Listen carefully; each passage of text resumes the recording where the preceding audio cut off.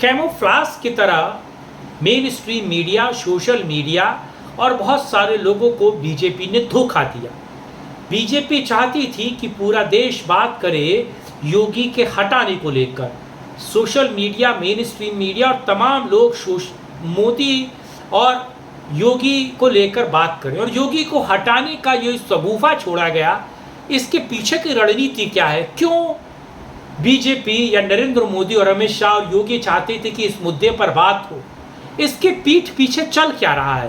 पीछे अमित शाह और नरेंद्र मोदी की प्लानिंग क्या है?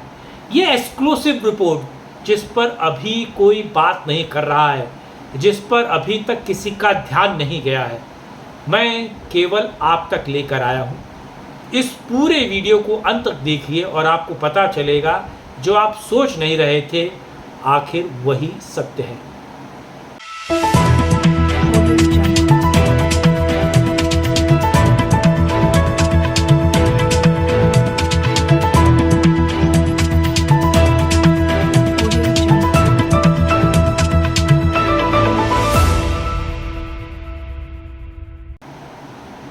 नमस्कार, मैं कुमार श्रीकांत आपका स्वागत कर रहा हूं सत्यपरक भारत में। और आज बात बहुत महत्वपूर्ण है।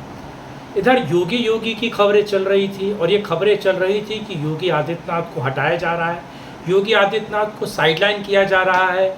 और सोशल मीडिया से लेकर तमाम मेन स्ट्रीम मीडिया यही बताने की कोशिश कर रहा था कि योगी आदित्यनाथ हटाए जाएंगे और उस पर चर्चा हो रही थी।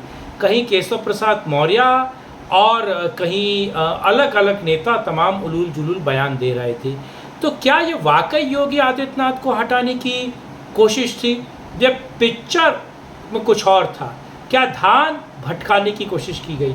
आज जो इंटरनल स्टोरी है, जो अंदर की खबर है, वो मैं आपको बताने जा रहा हूँ। लेकिन आप लोगों से अनुरोध है कि वीडियो को अंत तक देखिएगा, लोगों तक शेयर कीजिएगा और सोशल मीडिया प्लेटफॉर्म पर शेयर करते हुए इसको लाइक, शेयर, चैनल को सब्सक्राइब कीजिए। और सत्यपरक भारत को अगर आप सपोर्ट करना चाहते हैं तो QR कोड पर आप सपोर्ट कर सकते हैं। अब खबर विस्तार से और बहुत महत्वपूर्ण खबर। तमाम लोगों ने, तमाम मीडिया चैनलों ने, सोशल मीडिया हो, मेन स्ट्रीम मीडिया हो, सब ने एक हवा बनाने की कोशिश की गई कि कहीं ना कहीं 24 के चुनाव के बाद योगी को, उसके हार के बाद योगी को हटाया जा रहा है।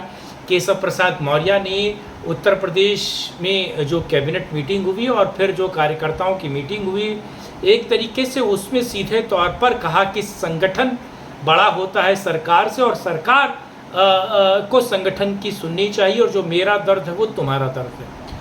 उसके बाद आपने देखा योगी आदित्यनाथ ने सीधे तौर पर दो बड़े महत्वपूर्ण फैसले लिए। एक, कांवड़ में नेम प्लेट को लेकर, और अलग अलग फैसलों से पूरे देश का नैरेटिव छाया रहा।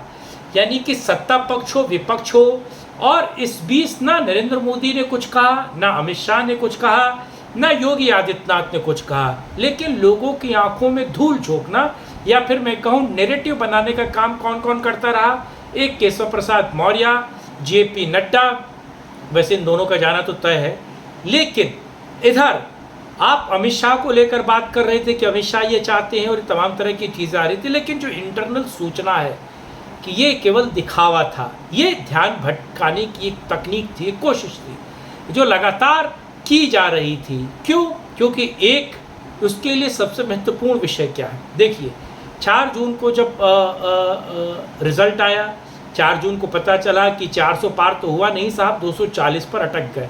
उसके बाद मैं सीधे तौर पर कहूँ कि बीजेपी को बैसाखियों का सहारा लेना पड़ा और JDU के साथ चंद्रबाबू नायडू की पार्टी TDP का भी समर्थन बहुत महत्वपूर्ण था सरकार बनाने को लेकर। उसके बाद सत्ता, एक तरीके से सत्ता ने अपनी हलत दिखाई और संसद में 303 उस वक्त NDA के सदस्य के तौर पर, बहुमत के तौर पर प्राप्त किए गए।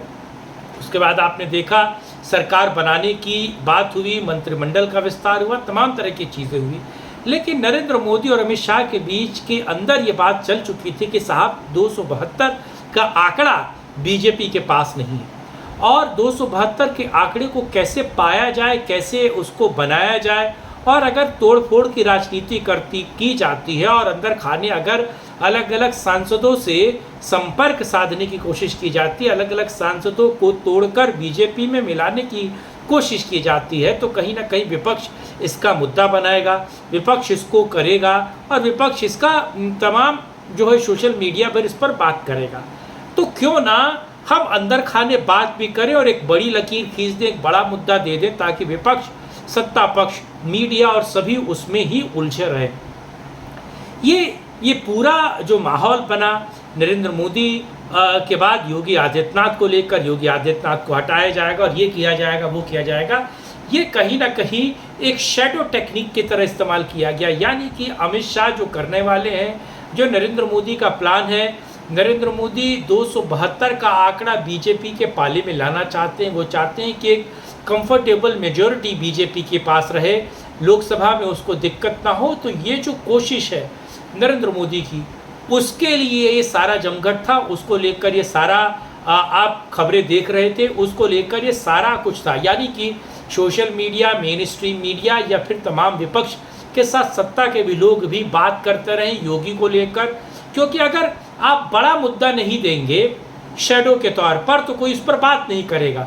यानी कि आप अगर छोटा मुद्दा दे देंगे तो लोग हो सकता है कि छोटे मुद्दे को भूल कर बात करें किसके बारे में, कि आप चाह क्या रहे, सरकार ऐसा कर क्यों रही।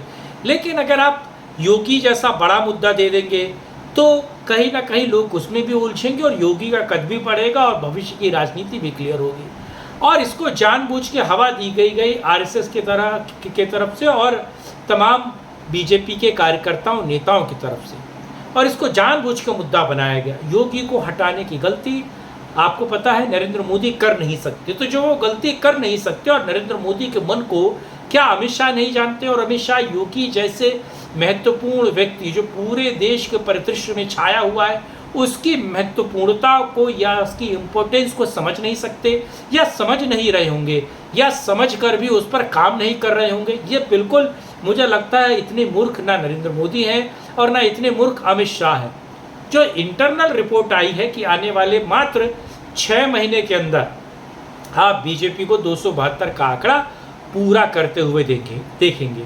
और वो 272 का आंकड़ा बहुत सारी पार्टी के सांसदों को तोड़कर बीजेपी में मिलाने का है, और वो पूरी तैयारी बन चुकी थी। लेकिन एक नैरेटिव, एक फॉग, या फिर कहा जाए कि कैमोफ्लाज की तरह, यानी कि दिख कुछ और रहा है, हो कुछ और रहा है, ये जो हो रहा है वो दिख नहीं रहा है। इस तौर पर योगी आदित्यनाथ को हटाने का सगुफा, ये खबर को प्लान किया गया। ये इंटरनल स्टोरी आपको कैसी लगी? लाइक कीजिएगा, शेयर कीजिएगा, सब्सक्राइब कीजिएगा, और अपनी अगर आप मेरी बात से इत्तेफाक रखते हैं तो भी बताइए, और नहीं रखते हैं तो भी कोई दिक्कत नहीं, लेकिन कमेंट बॉक्स में अपनी बात रखिएगा। और अगर आप सत्यपरक भारत की इन्वेस्टिगेटिव जर्नलिज्म को सपोर्ट करना चाहते हैं तो QR कोड स्कैन करके ज़रूर समर्थन सहयोग करें। साथ जुड़ने के लिए, इस मुद्दे पर बात करने के लिए बहुत धन्यवाद। मिलेंगे किसी और मुद्दे पर, करेंगे राष्ट्रहित में एक और चर्चा। तब तक के लिए धन्यवाद। जय हिंद, जय भारत, वंदे मातरम।